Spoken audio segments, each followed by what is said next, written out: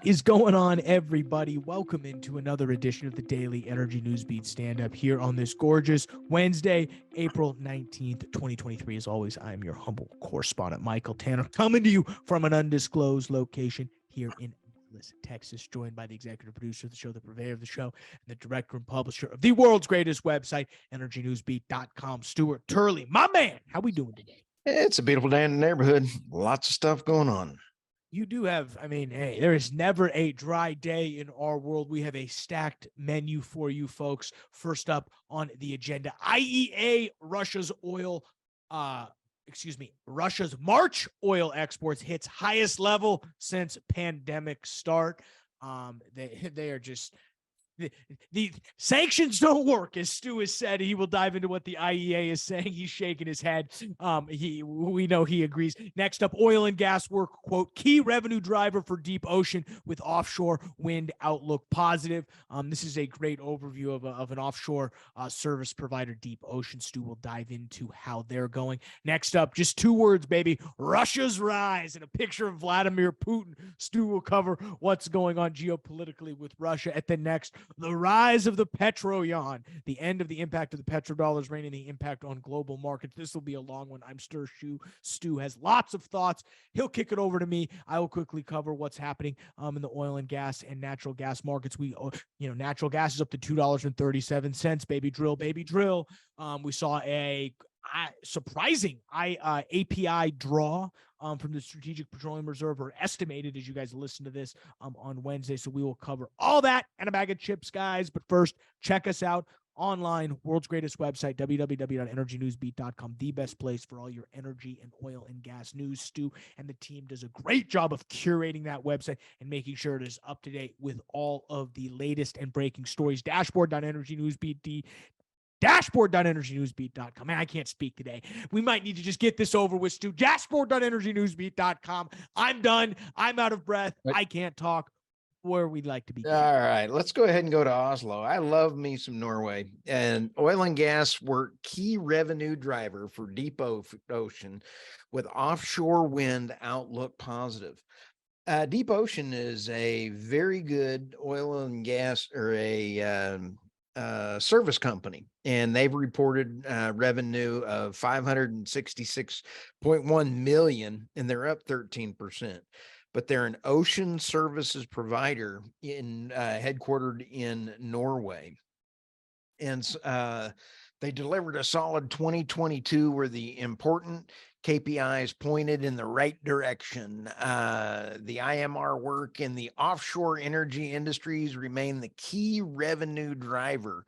They're supporting both oil and gas and offshore wind. So I just wanted to really shout this out as a nice thing that, hey, you can work together in oil and gas and as well as wind. I just thought that we was don't give cool. Investment advice. I don't buy this stock all day. I'd buy this stock all day if I could. Hey, they go either, it's kind of like they got a foot in each goodness there. All right, let's go to the next story here. Hey, Michael, are you surprised I was positive? Okay, let's go to the next one. IEA puts out, the International Energy Agency puts out, Russia's March oil exports hit its highest level since pandemic start. You said it best, Michael. Sanctions don't work. And all the sanctions since the pandemic, since Russia invaded Ukraine, they're pumping out just as much as they possibly can. Yeah, it says right here, total oil shipments in March increased by 600,000 barrels a day to 8.1 million barrels per day, with products, which is, again, refined products, climbing 450,000 barrels per day on a month-to-month basis, totaling 3.1 million barrels per day. Revenues were estimated to rebound by 1 billion to 12.7 billion, what were down 43% from a year ago. So revenues are down, but oil flows up. Right. And part of that is revenues are down because they're selling it at a discounted rate through India and, selling it under the $60 supposed ceiling there. So Interesting. I love this. Most of Russia's EU seaborne exports, totaling 110,000 barrels per day, are destined for Bulgaria, which is exempt from the embargo. I wonder how they got exempt from that. Very good politicians. And They then got lucky on that one. yeah, and then it's turned around and shipped right around to somebody else. The tanker's in port for about 15 minutes. All right, we're going to the next one here. You're going to see a pattern here in just a minute. Russia's rise, and you got to love Putin sitting there with a pencil out going, "You talking to me?"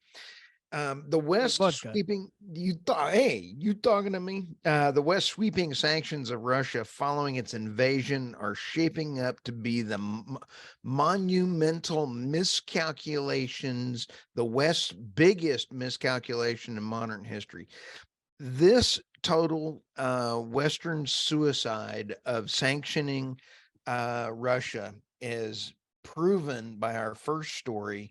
The second story is really saying this quote here. According to the IMF, the Russian economy will grow faster than Germany's or the UK's this year. Next year, it will also grow faster than that of the US, Japan, Italy, and much more of the rest of the West. Its growth in GDP per capita will exceed that of the advanced economies as a whole. I kid you not. That's absolutely insane. In terms of their recent economic performance, which is crazy to think about. We were supposed to be able to shut them down with SWIFT. We were supposed to be able to do all this stuff to shut them down. It's clearly not working. No, and I've been adamant all along. The only people that are going to get hurt by these sanctions are the United States citizens and all of the other citizens in the in the EU and everywhere else. Only ones that are going to get hurt. Politicians are lining themselves. Okay, let's go to the next one. That one sets the tone for this next one, the rise of the yuan. This one is really kind of frightening here, Michael. We've been talking about the rise of the Petroyuan, the end of the petrodollars reign, and the impact of global markets. Michael, this one is really today's episode. I have to put down as one of our most important episodes because it really does not have it where you have three stories. Separate people, separate around the world, separate locations, and they all have a different key impacting comments to this one bottom line. Rise of the Petroyuan, end of the petrodollar. Okay, let's start with some of these quotes.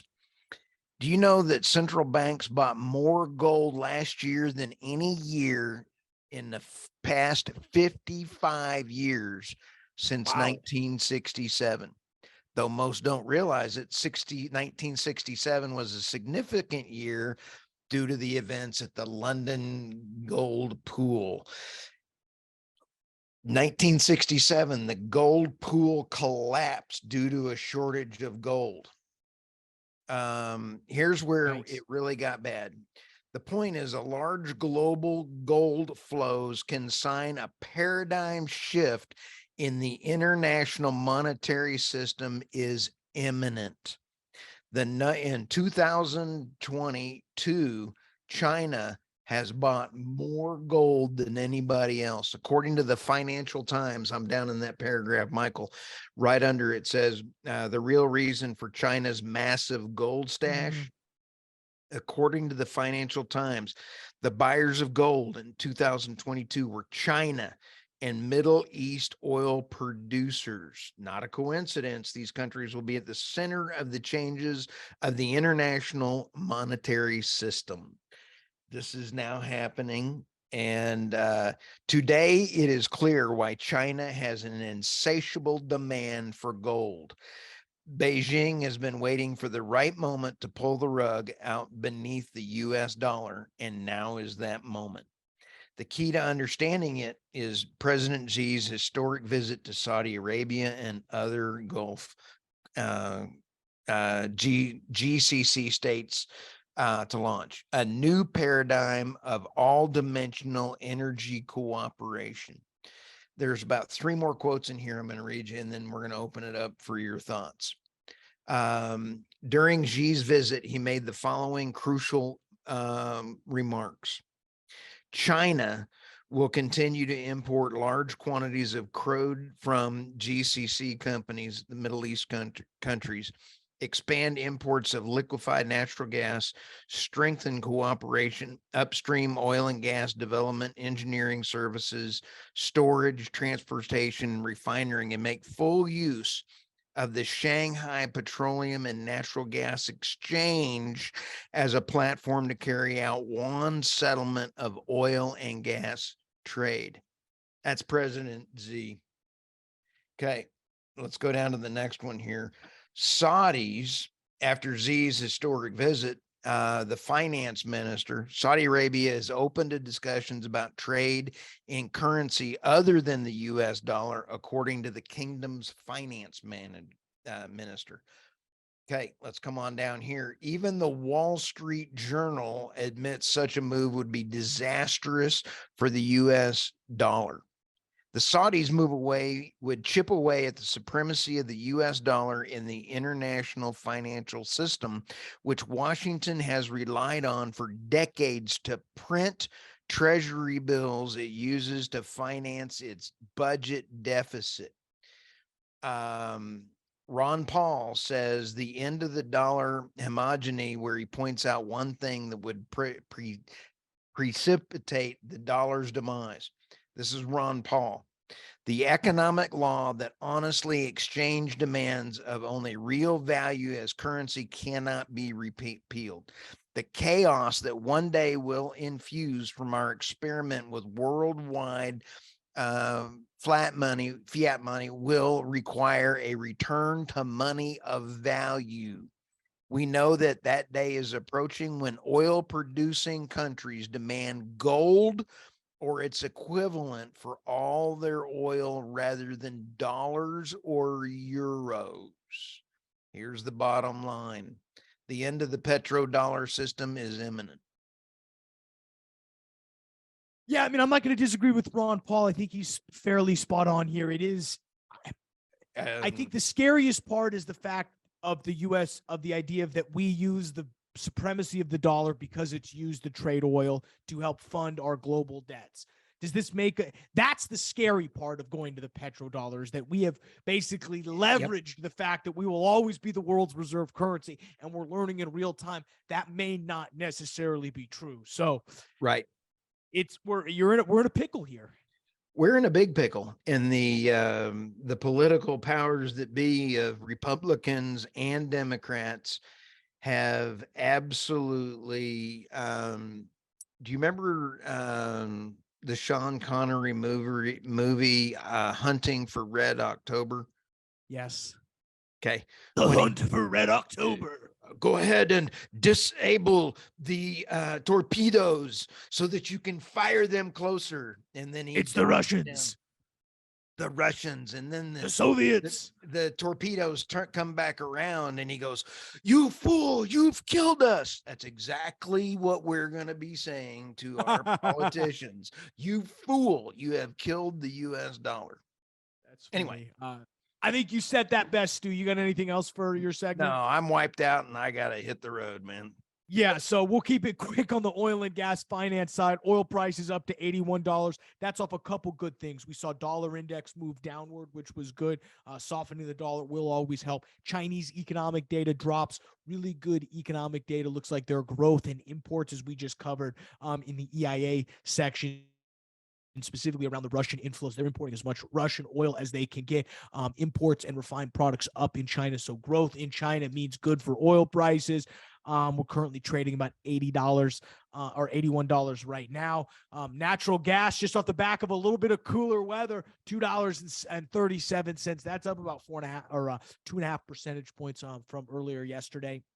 So great news all around for natural gas. I thought the only thing interesting, Stu, or two things I thought were fascinating. We saw the API release 2.67 million barrel draw. That's their expectation for the crude oil stock on Wednesday. So mind, guys, when that number comes out tomorrow, gauge it against 2.6 million barrel draw and see what happens. The Ooh. only other interesting thing I saw was Fervo Energy. This is a geothermal company working to drill subsurface geothermal wells. They got a $10 million investment from Devon. Isn't that Devon great? going all in on geothermal, Stu. I love it. Geothermal into the oil and gas space. Perfect. Oil and gas guys know how to drill. Geothermal, got to learn how to drill.